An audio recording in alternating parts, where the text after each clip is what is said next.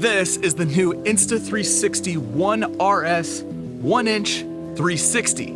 They've completely redesigned the RS to be now in a vertical mounted camera, and it's similar to something like the 1X or the 1X2. However, it uses the core units like the One RS. Now this camera has a higher resolution, better quality, so it's gonna be perfect for anybody who's shooting social media content, VR content, or if you're gonna be using this camera for bigger projects. All right, let's check it out.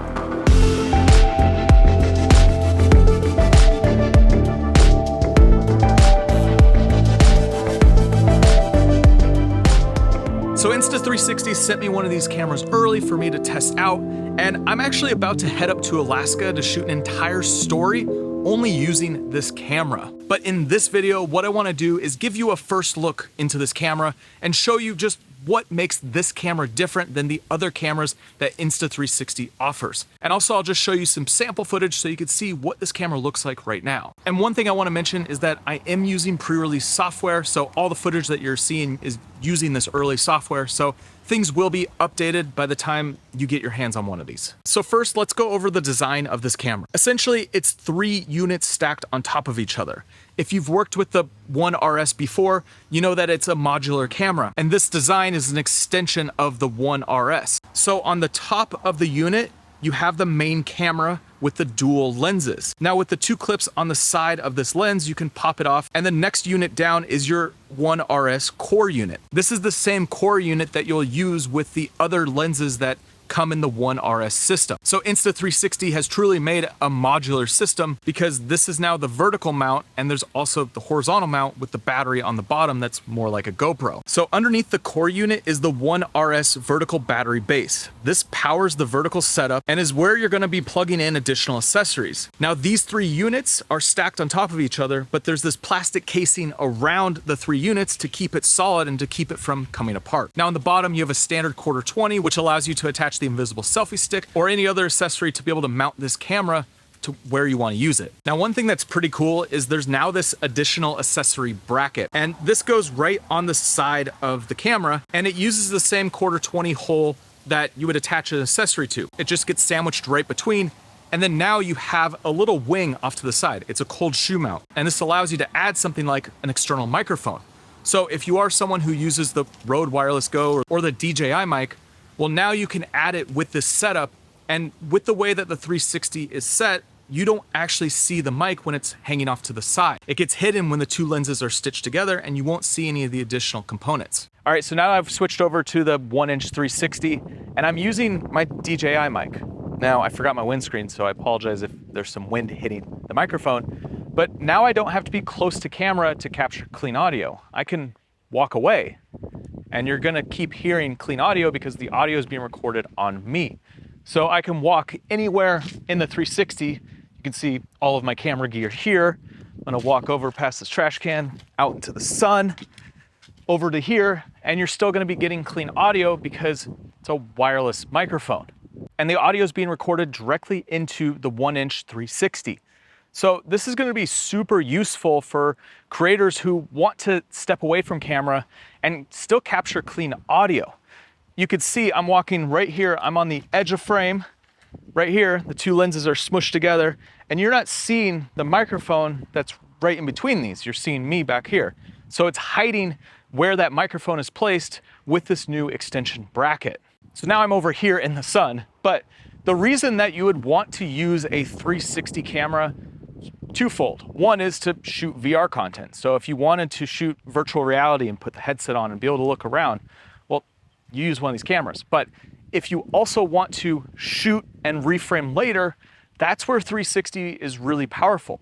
So when I'm making my videos, like if I'm going up and climbing a mountain, I'm always bringing a 360 camera with me because I don't have to worry about where the camera is pointed.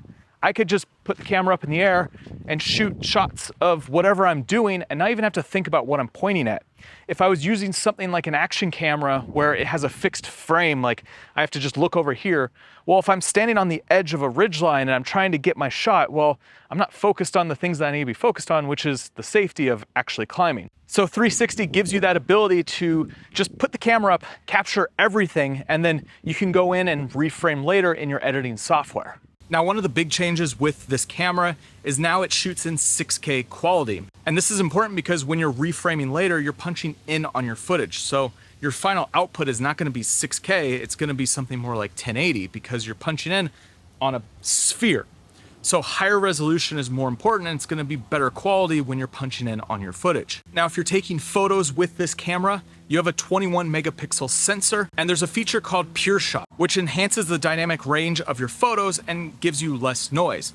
Now, there's also an HDR feature called Pure Shot HDR, which does auto exposure bracketing, and then you'll get an HDR photo from the scene that you're in. And because this now has a 1-inch sensor, it's gonna be better quality in low light situations. All right, so I've switched over to using this camera in more of this vlog setup, audio with the DJI mic. But there's two features that will give you super stable footage and make it look good because, you know, it's just a small little camera. So Insta360 uses an algorithm that does 6-axis stabilization. So however you move this camera around, it's gonna keep the footage super stable. Now, on top of that, there is a horizon lock. And what that does is that any way that you point this camera, whether you're, you know, holding it upright or spinning it upside down or, you know, moving the camera all around, it's gonna keep the horizon completely level so that you never have wonky looking footage where, you know, it looks crooked.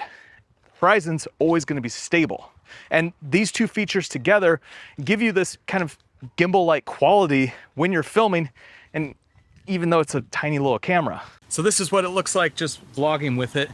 But how this camera works is that there's two lenses, one on either side, and there is a stitch line that puts the two lenses together. Now, to make it seamless, you need to be about 1.5 feet away from this camera.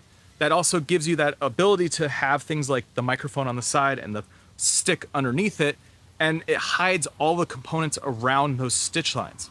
Now, this camera is water resistant, it's not waterproof, so you can't submerge this camera, but if it gets splashed, if there's a light rain, well, you're not gonna really have issues with it getting a little bit wet. One thing you do have to remember is because it's a 360 camera, anything that's on the lenses you'll see. So if you have water droplets hitting the lens or any sort of water smudges, like you're gonna see that in the footage and you'll wanna clean off your lenses. When you're shooting with 360, you wanna keep your lenses as clean as possible because when you're doing the stabilization and you're looking at the footage and you're editing, you'll see these dots and they'll be like dancing around if there's something on the lens. Now, there's two ways that you can edit your footage from this camera. You could either use your phone, which you have access to ShotLab and Insta360's app, which gives you some different tools to automatically do some edits.